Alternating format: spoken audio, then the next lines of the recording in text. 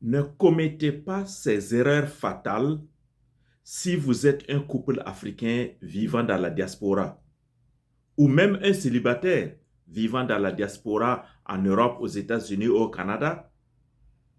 J'ai vu des couples africains partir de rien, de l'Afrique, et qui se sont construits une immense fortune dans la diaspora, en Europe, aux États-Unis comme au Canada ou en Australie, mais qui ont plombé leur richesse par ces erreurs fatales dont je suis en train de parler. J'ai également vu des couples africains qui peinent à décoller dans la diaspora. Ils ont immigré, mais ils peinent à décoller. Pourtant, ils travaillent dur, dur comme cailloux. Mais leur stabilité financière, leur liberté financière, c'est peine à venir. Et ces couples-là vivent dans des schémas qui se répètent. Et finalement, la relation prend un coup.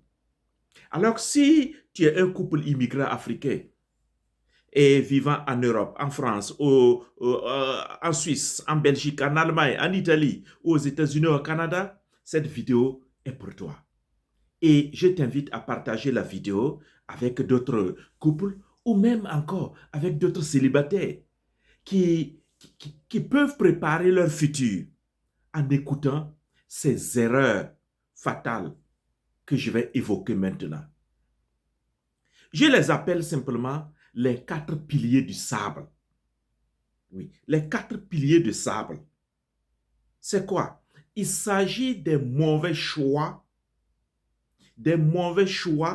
classiques que j'observe dans la diaspora.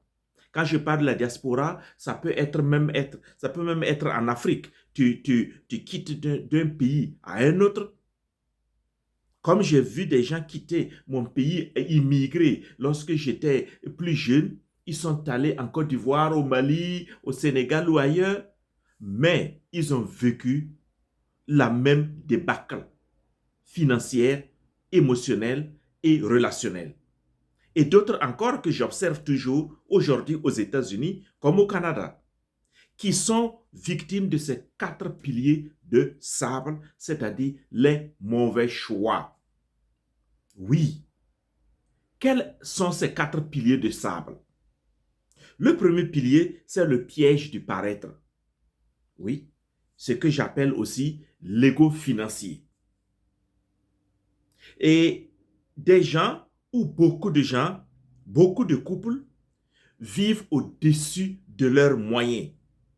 Ils veulent donner donc une image de réussite. Oui, c'est cette image qu'ils veulent donner.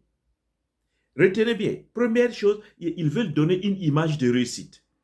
Deuxième chose, c'est que ces gens-là, ces gens de couple-là, et vu les opportunités dans la diaspora, ils ne sont pas capables de faire des décisions sereines, des décisions avisées. Alors, ils se lancent dans le piège du paraître. Ils vont se lancer dans les dépenses de luxe, comme des grandes voitures, des grosses voitures de luxe, des maisons qui coûtent cher. Je, je vous donne deux exemples que j'ai vus aux États-Unis. Et l'achat d'une maison. Il y a un monsieur, il a vu un de ses camarades acheter une maison à, à 380 000 dollars et il a trouvé que la maison était très chère. Et il se plaignait. Mais lui-même, quelques mois plus tard, il est allé s'acheter une maison de 450 000 dollars avec un paiement mensuel de 3 500 dollars. Imaginez-vous, il a essayé de tenir. C'était vraiment un grand bunker. Il a essayé de tenir du temps. Tout le monde l'admirait sérieusement. Mais au bout de 2 ans, il ne tenait plus la route. Et la banque a récupéré la maison. J'ai fait la connaissance aussi d'une dame mariée qui voulait donner cette apparence, cette image de réussite auprès de ses copines. Parce que selon elle, toutes ses copines ont des voitures et 0 km. Et elle aussi a décidé d'aller s'acheter une voiture 0 km. Elle l'a pris à 45 000 $ pour commencer à payer, c'est bien sûr à crédit. Voici ce que j'appelais le piège du paraître. Et cette dame-là dont je parle, sa voiture aussi, elle n'arrivait pas à joindre les deux bouts parce qu'elle a perdu entre-temps son boulot et son mari aussi qui n'avait pas un boulot fixe stable. Les deux n'arrivaient pas à joindre les deux bouts et ils payaient le loyer de la maison et puis payer la voiture. Ils ont fini aussi par vendre cette voiture-là. Et on peut citer des exemples de ce genre-là. L'image ou le piège du paraître. Et le fait en fait, ce n'est pas l'achat de la maison qui pose problème ou la voiture qui pose problème, mais le mauvais choix réside dans le vouloir prouver qu'on a réussi avant d'avoir installé, avant d'avoir consolidé ses finances. Tu n'as pas consolidé tes finances, mais tu veux donner l'impression d'eux. Parce que je vis aux États-Unis désormais, parce que je vis en Europe désormais, je vis au Canada désormais. Et ce désir de paraître là, ce piège de paraître est tellement fort que beaucoup de couples immigrants africains en sont victimes. Et je dis, même des célibataires. Ce n'est pas seulement comme on appelle ça, des couples seulement, mais des célibataires également. Voici le piège du paraître.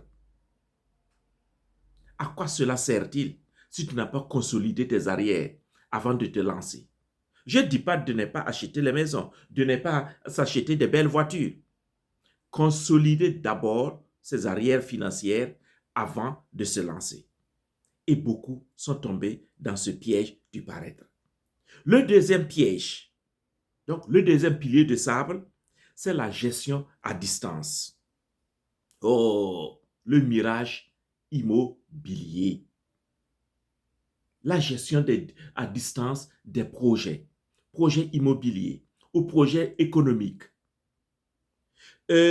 Beaucoup de gens veulent gérer des projets à distance en étant en Europe, aux États-Unis comme au Canada, tout en ne prenant pas les moyens adéquats de le faire. Il y a des gens qui font des formations pour vous aider ou pour nous aider à prendre les moyens adéquats qu'il faut pour pouvoir gérer des projets à distance. Même malgré tout, ton absence va te créer trop d'ennuis financiers. Parce que tu n'arriveras pas à contrôler ou à maîtriser, à manager le projet comme il faut. Alors, cette gestion à distance-là, l'autre aspect, c'est que beaucoup de couples, vous trouverez l'un des conjoints qui veut construire ou investir tout son avoir en Afrique. Pendant qu'ils vivent en Europe, aux États-Unis comme au Canada.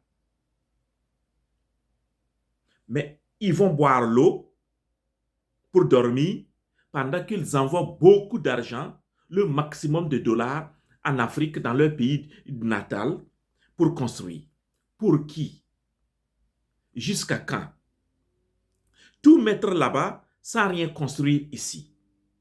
Et j'ai vu beaucoup de parents immigrants africains qui ont tellement construit même des immeubles dans leur pays d'origine. Et là où ils vivent actuellement, ils vivent comme dans un taudis. Ils n'arrivent pas à octroyer le minimum à leurs enfants. Et ils vont passer leur temps dans les aides sociales, à courir derrière les aides sociales, les banques alimentaires.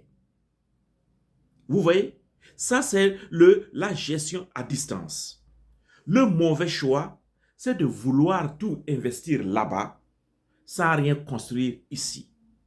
Pendant que tu as une famille, que fais-tu?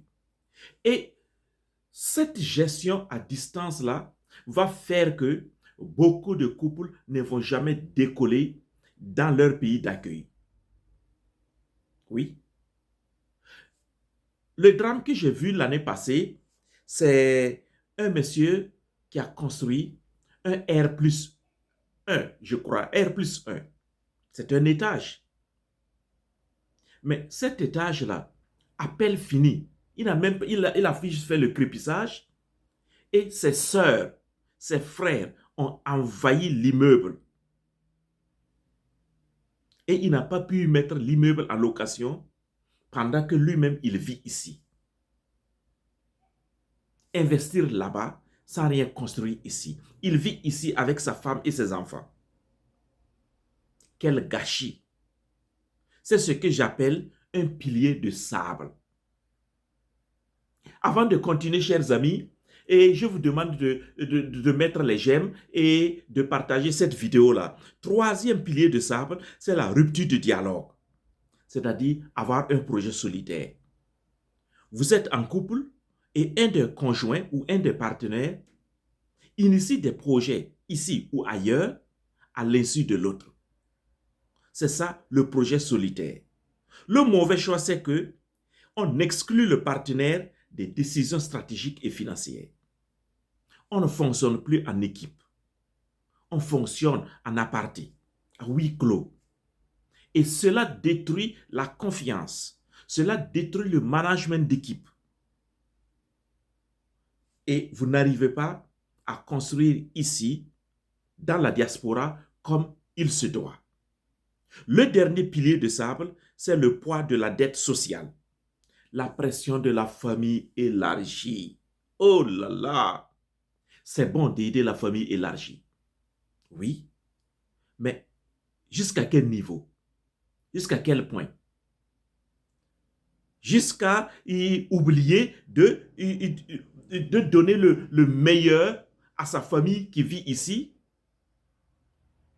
J'ai dit que c'est un mauvais choix parce que dire oui au village au prix du sacrifice de l'avenir de ses propres enfants ici, c'est cela le problème. Oui.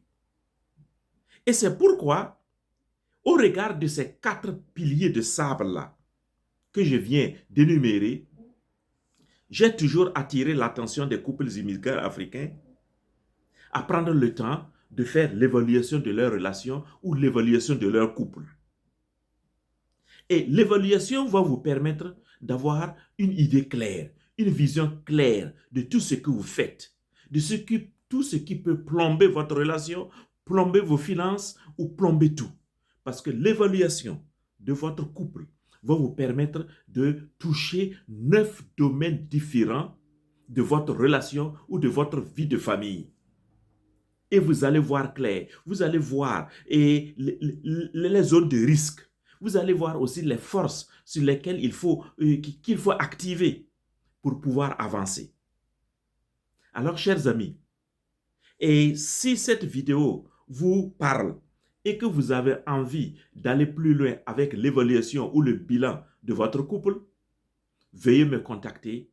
Je vous montrerai les étapes à suivre pour que vous puissiez évaluer votre relation et voir les zones de turbulence.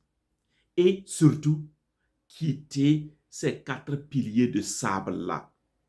Oui, tant que vous ne quittez pas ces 4 piliers de sable, vous avez beau amasser une fortune immense dans la diaspora, vous aurez toujours des problèmes de décoller.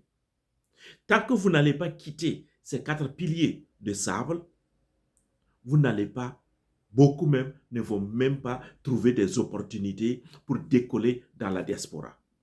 Voici la vidéo que je voulais partager avec vous aujourd'hui. Et je vous demande de déposer vos commentaires. Likez cette vidéo-là et partagez-la surtout à plus d'un. Et n'oubliez pas de déposer vos commentaires toujours.